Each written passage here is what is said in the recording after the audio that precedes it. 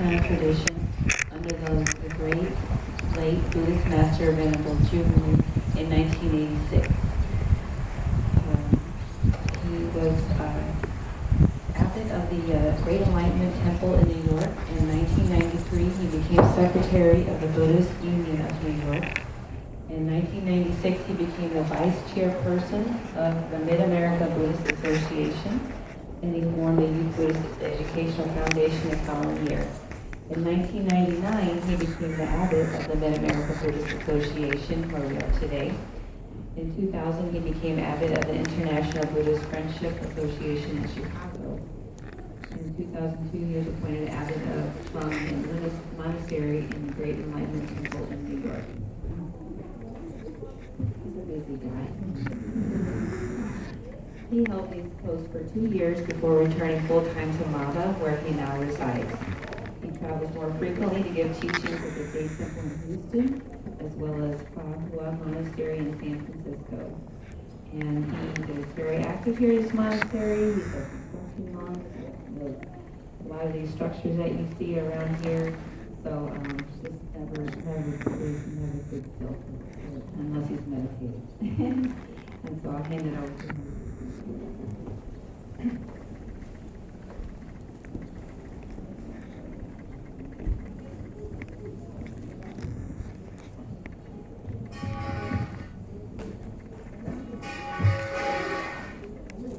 Good afternoon, monks, lady monks, and all listeners. Today I'm going to give a brief talk about this map I made. For many years, I studied two traditions Buddhism, which called Southeast Asia, what we call elders teaching.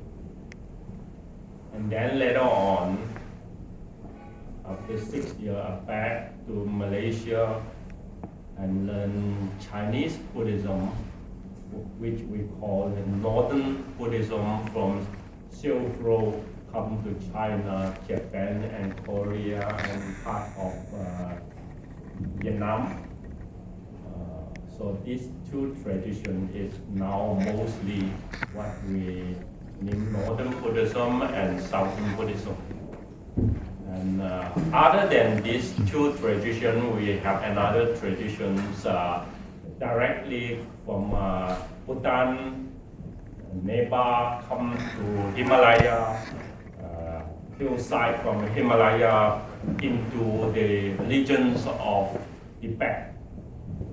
What right now in the world, mostly Tibetan Buddhism is spread to. And this is the three tradition Buddhism what we have right now in the world. They're using different languages like Chinese as the base, and Tibetan Buddhism use Tibet language to understand Sanskrit, and the Southeast Asia we use Pali, or right now we can use mostly in English or other language like Japanese, even though translate into Chinese too, the Pali text. So that many we can learn as a whole Buddhism in different languages, how open-minded you are and how much resources you can cover, and the wise understanding and profound meaning what we get from you. Very easy in this today. So right now I want to share this map. It suddenly come to my mind when I travel in the airplane. So this map just come to the mind very sudden. So I wrote it down into a tissue before I forgot it, and then later on I add all the information to form this map into teaching. I can talk it very briefly, and I can talk it into more profound and more detailed, maybe cover 4 or 5 hours into this map. Today we don't have much time. I will open to question, and I try to cover the basics. This map is a little bit in my mind how we know Buddhism in different traditions and how we will mainly focus in part of it, and then I hope this not only part of it you understand and put it into practice, but as a whole you need to understand this in order you can make yourself more wide and more deep into this wisdom. First, I want to emphasize a little bit about, in the left side, what we call IQ. In the bottom, adversity means how you can hold the stress. I call AQ. This is an English word. And in the right hand side, that is EQ. Mostly we know it. Emotional perspective. How you easy to get connection to communication and serve to all these beings with what you can help them. So it's different from IQ. IQ is something that very rational, you know the truth and you can apply the truth to yourself into benefit. So this is 2 things to go. And in the center we call that PQ. This one not writing in English, but is my creation. So PQ means perfection.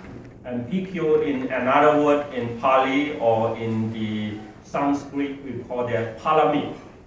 Means something need to fulfill, complete, and more into as a whole.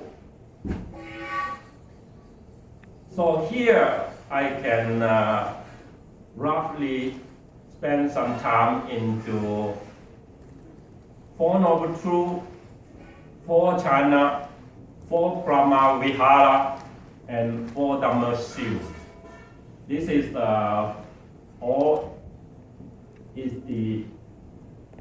they are the Chinese term or the Sanskrit or Pali term.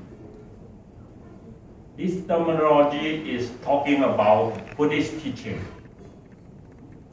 Nobody don't know what is 4 Noble Truths in South Buddhism. Thailand, Burma, and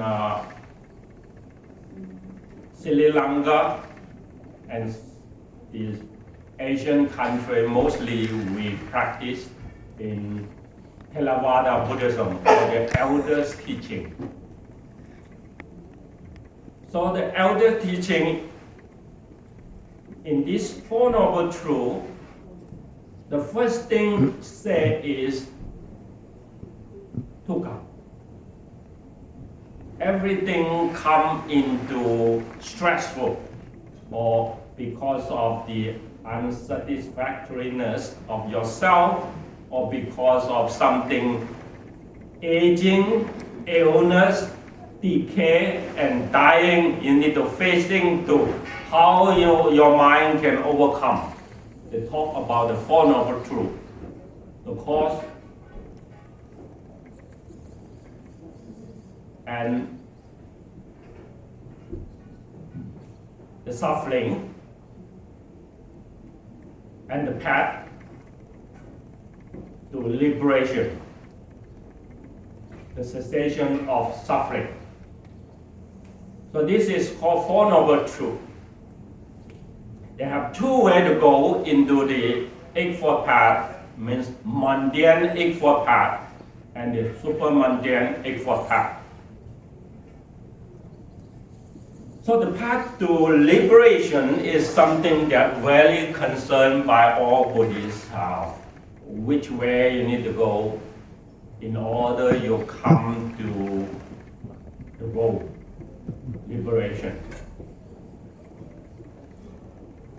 Someone can fulfill it into this short life, like the Buddha time, a lot of arahants, they can fulfill all these fruits of practice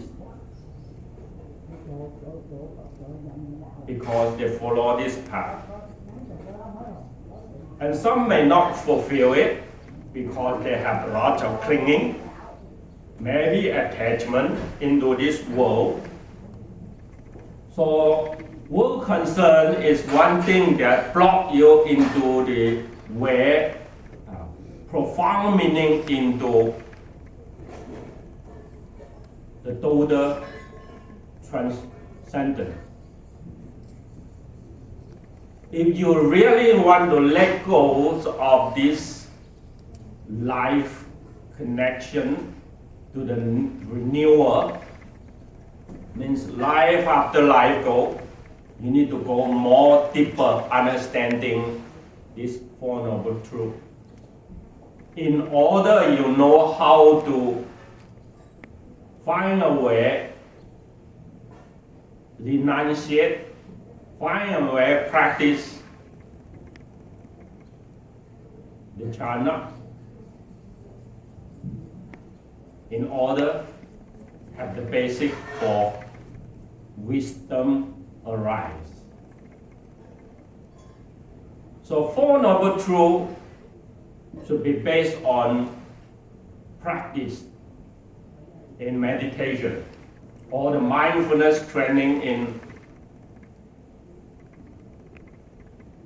the daily life. The Noble Path, not only the Noble Path, but they have 7 sets of them. We call them 37 factors of enlightenment. You can find in this Noble Eightfold Path. Because of the time, I don't have much time to explain all these 37 factors of the 7 sets apply to the practice. But just keep it in mind, from the basic of jhana, you need to establish, achieve, in order you have that kind of calmness, steady mind state for the wisdom to observe this Four Noble Truths of your own life in order you break it or penetrate the attachment, so-called self, or the ego self center of yourself, in order you come back to the center point, what there is called Four Dhamma Seals. This is a one left-hand side triangle.